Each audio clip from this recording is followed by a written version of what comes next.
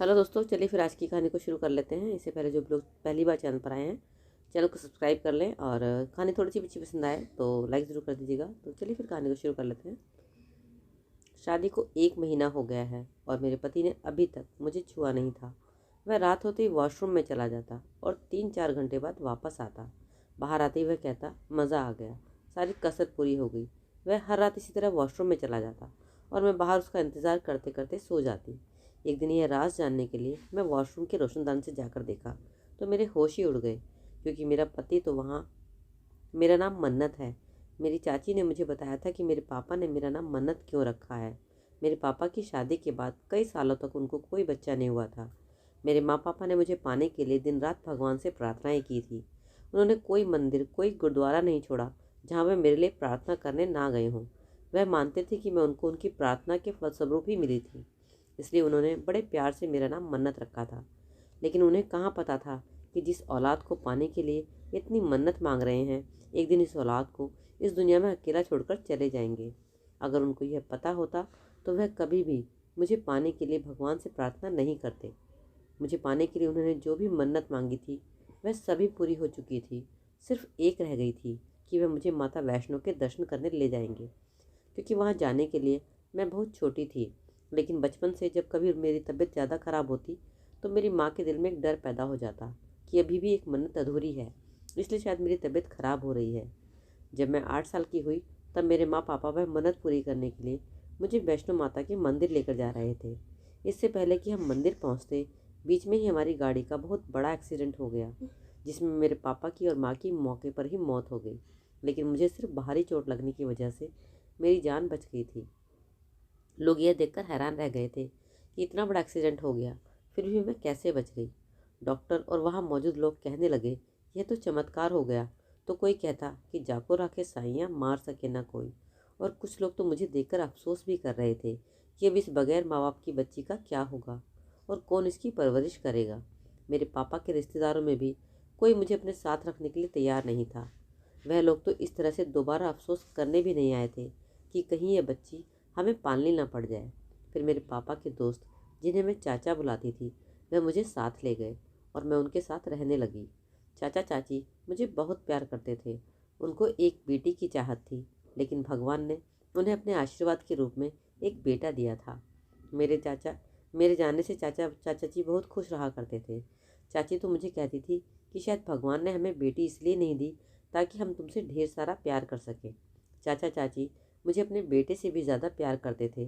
जब कभी मेरी और साहिल की लड़ाई हो जाती तो चाची अक्सर मेरी साइड लेती और अपने बेटे को ही डांट लगाती। बचपन बीत गया और मैं कब बड़ी हो गई यह तो पता ही नहीं चला। मेरी शादी की उम्र होते ही मेरे रिश्ते आने शुरू हो गए थे। मेरे रिश्ते आते देख चाची परेशान हो गई थी। वह मुझे कहती थी कि तेरे साथ वक्त कैसे बीत गया पता ही नहीं चला। बेटा, तेरे जाने से घर बिल्कुल सूना हो जाएगा। चाची की ऐसी बातें सुनकर मेरा दिल भी भर आता और मैं उनसे कहती कि मुझे नहीं करनी कोई शादी वादी, मैं नहीं जाऊंगी ससुराल। तब मेरी चाची मुझे समझाती कि बेटी, ये तो सदियों से चली आ रही परंपरा है कि बेटी को विदा होकर अपने ससुराल जाना ही पड़ता है, चाहे वह एक राजा की ही बेटी क्यों ना हो। चाची के समझाने पर मैंने शादी के लिए हाँ कर दी और फिर एक दिन लड़के वाले मुझे देखने आ गए।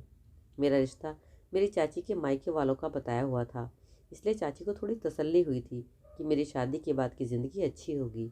लड़के का खुद का बिजनेस था और गाड़ी सब कुछ था, इसलिए मेरे चाचा चाची को रिश्ता पसंद आ गया।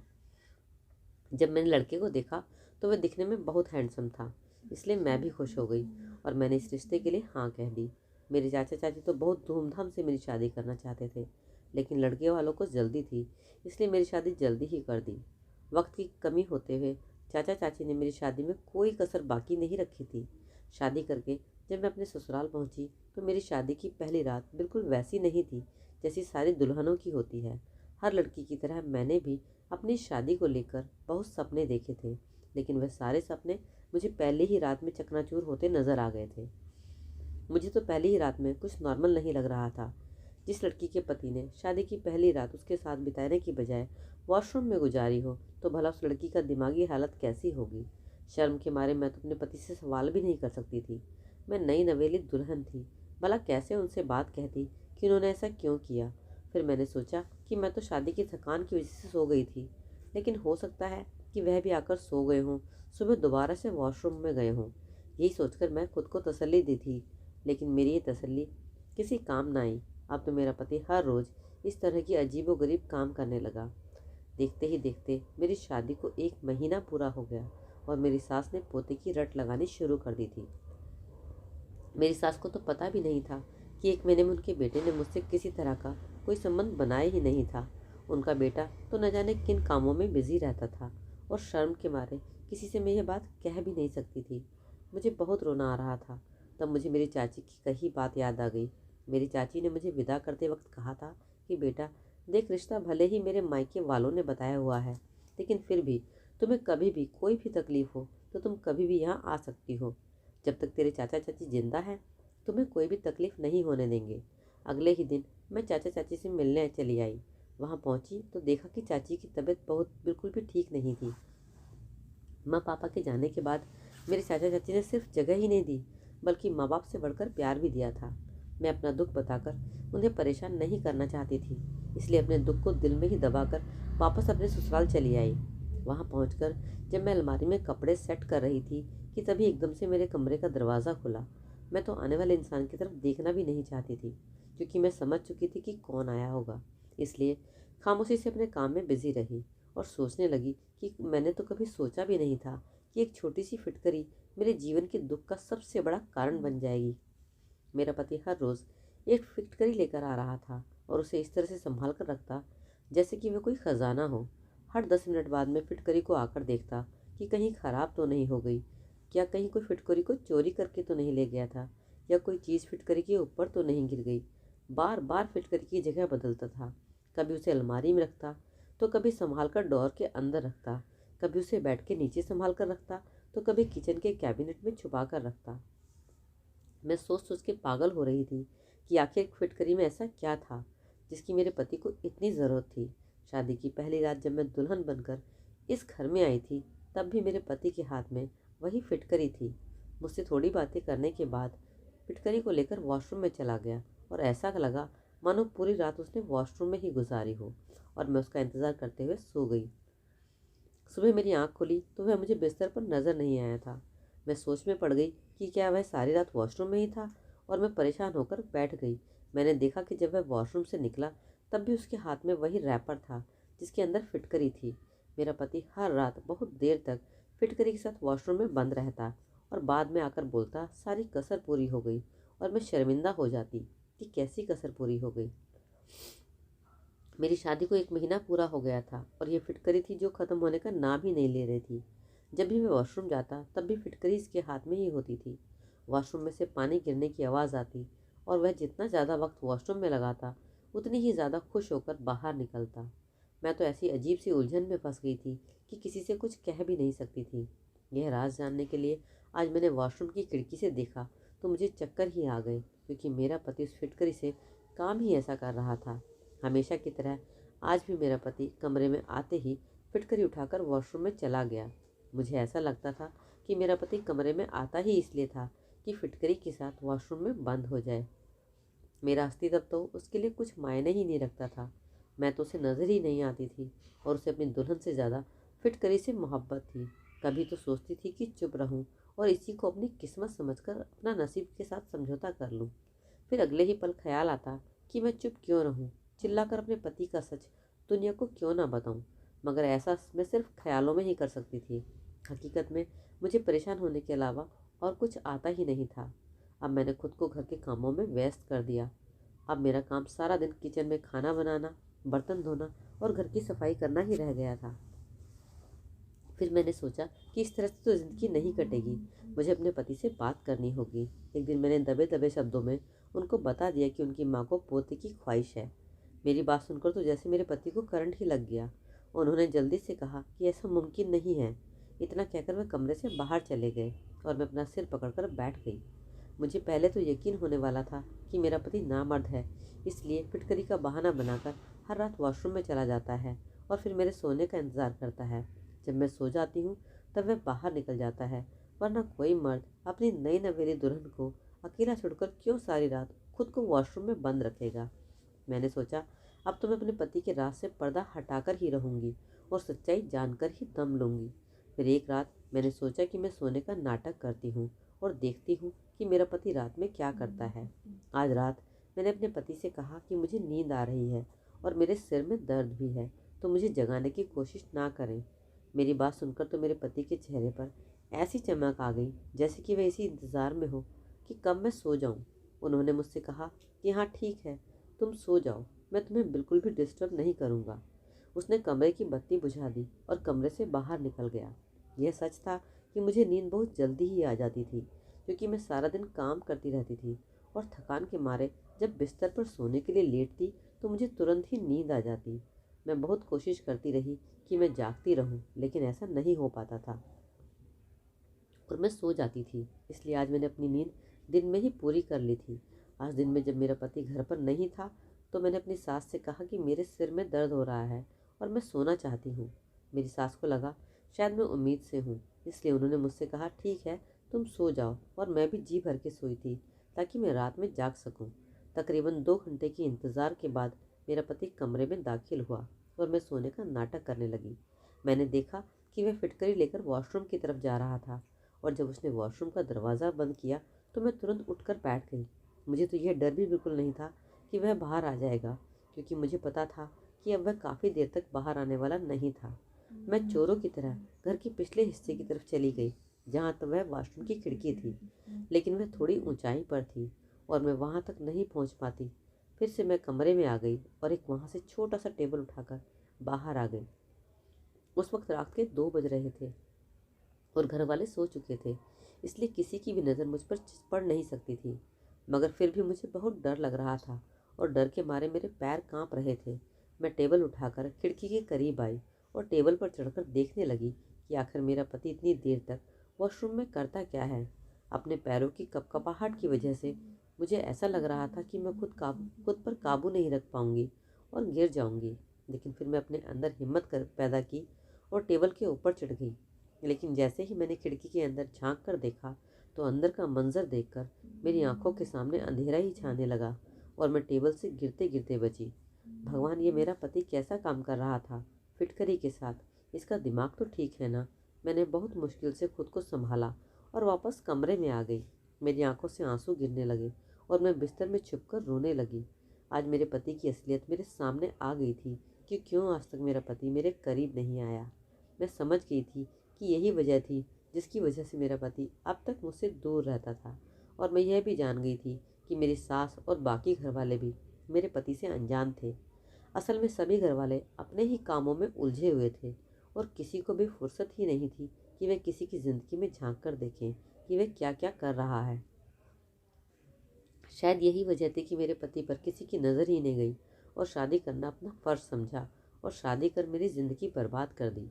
माँ बाप को ऐसा लगता है कि बस औलाद की शादी करना ही हमारा फ़र्ज़ है और वह उसकी शादी कर देते हैं, यह जाने बगैर कि उनका बेटा शादी के लायक है ये या भी नहीं। बस किसी के भी पल्ले बांध कर उसकी ज़िंदगी ख़राब कर देते हैं। और लड़का भी बदनामी के डर से किसी को कुछ नहीं बताता कि मैं नामर्द हूँ और मैं शादी के काबिल नहीं हूँ। और इसी वजह से मुझ जैसी लड़कियां ऐसे आदमियों का नसीब बन जाती हैं और उम्र भर अपने होठ सिल कर बैठ जाती हैं। मगर मैं चुप रहने वालों में से नहीं थी। चुप रहकर मुझे कौन सा इनाम मिलने वाला था? उल्टा सारी उम्र मुझे औलाद न होने के ताने दिए जाते और मुझे बांझ कहा जाता। मैंने फैसला कर लिया था कि बहुत बर्दाश्त कर लिया मैंने, अब मैं चुप नहीं बैठूंगी। आज तो मैं इस इंतज़ार में थी कि कब मेरा पति बाहर निकले और कब मैं उसे दबोच लूँ। काफ़ी देर बाद जब वह बाहर निकला तो मुझे जागता हुआ देखकर चौंक गया। मैंने गुस्से से अपने पति का गिरबान पकड़ लिया और सवाल किया कि आखिर उसने अपनी हकीकत मुझसे क्यों छुपाई। मेरा पति अनजान बनकर ऐसे देख रहा था जैसे मेरी बात समझ ही नहीं पा रहा था। वह इतनी मासूमियत भरी नज़रों से देख रहा था कि दिल तो कर रहा था कि उसे मार डालूं। मुझे कुछ भी समझ नहीं आ रहा था कि वह सच में इतना मासूम था या मेरे सामने मासूम बनने की एक्टिंग कर रहा था। शायद यही वजह थी जिसकी वजह से वह अब तक मेरे करीब नहीं आया था और सच बताने से डरता था, क्योंकि सच सामने आ जाता तो उसकी बेइज्जती हो जाती और लोग उसका मजाक उड़ाते। उसकी वजह से पिछले 1 महीने में मैं डिप्रेशन की शिकार थी और आज मैं अपने पति का गिरबान पकड़कर उससे सवाल कर रही थी। उसे यकीन ही नहीं हो रहा था कि मैंने उसका झूठ पकड़ लिया है। वह हक्का बक्का होकर मुझे देखे जा रहा था।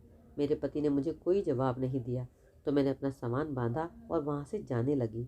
मैंने अपने पति को बहुत बुरा भला कहा कि वह इस तरह का घटिया काम करता है और इसी वजह से फिटकरी को अपनी जान से भी ज़्यादा संभाल कर रखता है। इतना कहकर मैं गुस्से से बाहर निकल आई और अभी तक मैं गेट तक पहुंची भी नहीं थी कि मेरा पति भागता हुआ मेरे पीछे आया और मेरा हाथ पकड़कर जबरदस्ती मुझे घसीटता हुआ कमरे में ले गया। जब मैंने चिल्लाने की कोशिश की तो उसने अपना एक हाथ मेरे मुंह पर रख दिया और मुझे खामोश रहने के लिए बोलता रहा। उसने मुझे कमरे में बेड पर बिठाकर दरवाज़ा अंदर से लॉक कर दिया तो मुझे बहुत गुस्सा आया और फिर मैं दरवाजे की तरफ भागी, मगर उसने फिर से मुझे पकड़ लिया और बेड पर बिठा दिया और बोला, यह क्या तमाशा लगा रखा है? एक बार शांति से बैठकर मेरी बात सुनो। इस वक्त रात के अंधेरे में कहाँ जाओगी? उसकी बात पर मुझे ज़ोर से गुस्सा हो आ गया और कहने लगी, आपको क्या लगता है आप सच छुपा कर रखेंगे और मैं चुप बैठकर अपनी ज़िंदगी का तमाशा बनते देखूंगी? एक न एक दिन तो सच सबके सामने आ ही जाएगा कि आप शादी के लायक ही नहीं थे और नामर्द हैं। मैं खुद ये सच्चाई सारी दुनिया को बताऊंगी क्योंकि आपने मेरी ज़िंदगी बर्बाद की है और मैं आपको कभी माफ़ नहीं करूंगी। मैं अपने आपे से बाहर हो गई थी। मेरा इतना कहते ही मेरे पति ने ज़ोर का थप्पड़ मेरे मुंह पर मारा और मैं लड़खड़ाते हुए ज़मीन पर गिरी और टेबल का कोना लगने से मेरी पूरी तरह जख्मी हो गई और दर्द से मेरी आंखें भर आई। लेकिन यह जख्म तो उन जख्मों के मुकाबले बहुत मामूली सा था मेरी जो आत्मा पर लगे थे। मुझे इस बात का अंदाज़ा भी नहीं था कि वह मुझ पर हाथ उठाएगा। अगले ही पल मैंने फिर से ऊंची आवाज़ में कहा कि मुझे थप्पड़ मारने से आपका पाप नहीं छुप सकता। तब वह कहने लगा, धीरे बोलो, अपना और मेरा तमाशा मत बनाओ, घर वाले जाग जाएंगे। तुम जैसा सोच रही हो वैसा बिल्कुल भी नहीं है। तुम्हें कोई गलतफहमी हुई है। कुछ भी सोचना बंद करो। मैं नामर्द व्यक्ति नहीं हूँ, बल्कि एक अजीब बीमारी का शिकार हूँ। एक व्यक्ति ने मुझे इलाज बताया है कि फिटकरी के इस्तेमाल से मैं जल्दी ठीक हो जाऊँगा। पहले तो मैं बिल्कुल ठीक था, मगर पिछले कुछ महीने से मुझ में बहुत बुरी बदबू आने लगी थी, जिसकी वजह से मेरे कोई भी करीब नहीं आता था। मैंने इस बीमारी के लिए हर तरह का इलाज किया, महंगे महंगे परफ्यूम इस्तेमाल किए, इंटरनेट से देखकर हर टोटका यूज़ किया, लेकिन सिर्फ कुछ वक्त के लिए ही फ़ायदा होता था। मेरे सारे जिस्म में खुजली भी होने लगी, जिसकी वजह से मैं बहुत ही ज़्यादा परेशान रहता था। बहुत सारे डॉक्टर को भी दिखाया तो उन्होंने कहा कि मेरे खून में एलर्जी है। जब मैं एक बार बीमार हुआ था और मुझे खून की कमी हो गई थी, तब डॉक्टर के कहने के मुताबिक मुझे एक आदमी ने खून दिया था। तब से ही मैं इस बीमारी का शिकार हो गया हूँ। डॉक्टर का कहना है कि उस आदमी के खून में एलर्जी थी, जिसकी वजह से आज मैं इस हाल में हूँ और इसलिए मैं तुम्हारे करीब नहीं आता हूँ। फिटकरी इस्तेमाल करने से मेरी बदबू कुछ घंटे के लिए दूर हो जाती है, मगर प्रॉब्लम सिर्फ बदबू नहीं है, प्रॉब्लम तो ये खुजली है। जब तक ये सही नहीं हो जाती मैं तुम्हारे करीब नहीं आ सकता। डॉक्टर की दी हुई दवाइयाँ काम नहीं कर रही थी और मेरी परेशानी दिन ब दिन बढ़ती ही जा रही थी। ना चाहते हुए भी मैंने अपने एक दोस्त को सारी बात बताई तो उसने मुझे एक वैद्य से मिलाया, जिसने मेरा चेकअप किया और मुझे यकीन दिलाया कि मैं जल्दी ही ठीक हो जाऊंगा। इधर मेरा इलाज शुरू हुआ और उधर मेरे घर वालों ने तुमसे मेरी शादी तय कर दी। मैंने लाख मना किया कि मैं भी किसी शादी के लिए तैयार नहीं हूँ, मगर किसी ने मेरी एक नहीं सुनी और हमारी शादी हो गई। जब मैंने वैद्य जी को बताया कि घर वालों ने मेरी शादी कर दी है, तब उन्होंने कहा कि अभी 1-2 महीने तक तो शादी होनी नहीं चाहिए थी, लेकिन शादी हो गई है तो तुमको इतना करना होगा कि जब तक इलाज पूरा ना हो जाए तुम्हें अपनी पत्नी से दूरी बनाए रखनी होगी। उन्होंने कहा, पहले पूरी तरह ठीक हो जाओ, फिर आराम से पूरी ज़िंदगी अपनी पत्नी के साथ रह सकते हो। वैद्य के इलाज से मुझे काफ़ी फ़र्क पड़ रहा है और मैं खुद को काफ़ी हद तक ठीक महसूस कर रहा हूँ। मैंने सोचा था कि शादी के दिन ही तुम्हें सारी हकीकत बता दूंगा, लेकिन न जाने क्यों तुमसे कहने की हिम्मत ही नहीं हुई। सारी मेरी ही गलती थी, इस वजह से तुम इतना कुछ सोचने पर मजबूर हो गई। वैद्य ने मुझसे कहा था कि फिटकरी से ही तुम्हारा इलाज मुमकिन है, इसलिए मैं दिन रात फिटकरी लाता था। अगर एक दिन का भी गैप रह जाता तो मुझे फिर से शुरुआत से इलाज शुरू करना पड़ता। इसलिए मैं पागलों की तरह फिटकरी को अच्छे से रखता था ताकि मैं जल्दी जल्दी ठीक हो जाऊं और एक नॉर्मल ज़िंदगी जी सकूं। मेरी तकलीफ़ भले ही किसी को नज़र नहीं आती, लेकिन अंदर ही मुझे खुद को भी तकलीफ़ देने से घुटन हो रही है। मैं तुमसे माफ़ी मांगता हूँ कि मैंने तुम पर हाथ उठाया। प्लीज़ मुझे माफ़ कर दो। मेरा पति बहुत ही शर्मिंदा लग रहा था और मुझे उसकी बातों पर यकीन हो गया, क्योंकि उसकी आंखों और चेहरे पर सच्चाई साफ साफ झलक रही थी। मैंने अपने पति से कहा कि आप मुझे पहले ही बता देते तो मैं 1 महीने से इस परेशानी में ना होती। और आपकी कुछ हरकतें भी ऐसी थी जिसकी वजह से मुझे लगा कि आप मुझे धोखा दे रहे हैं और कुछ गलत कर रहे हैं। मैं भी आपसे माफ़ी मांगती हूँ। आप भी मुझे माफ़ कर दीजिए। मैंने शर्मिंदा होकर अपने पति से माफ़ी मांगी और उन्हें यकीन दिला दिया कि जब तक आप पूरी तरह से ठीक नहीं हो जाते, मैं आपका पूरा साथ दूंगी। वह एक दिन था और आज का यह दिन है। यह तो भगवान की कृपा है कि जो मेरा पति बिल्कुल ठीक हो गया है और आज हम एक अच्छी और खुशहाल ज़िंदगी बिता रहे हैं। तो दोस्तों, कहानी कैसी लगी ज़रूर एक कमेंट करके बताइएगा। अच्छी लगे तो आपने लाइक कर ही दिया होगा और चैनल को भी आपने सब्सक्राइब कर दिया होगा। तो चलिए फिर ऐसी ही कहानी के साथ मिलते हैं एक अगले वीडियो में।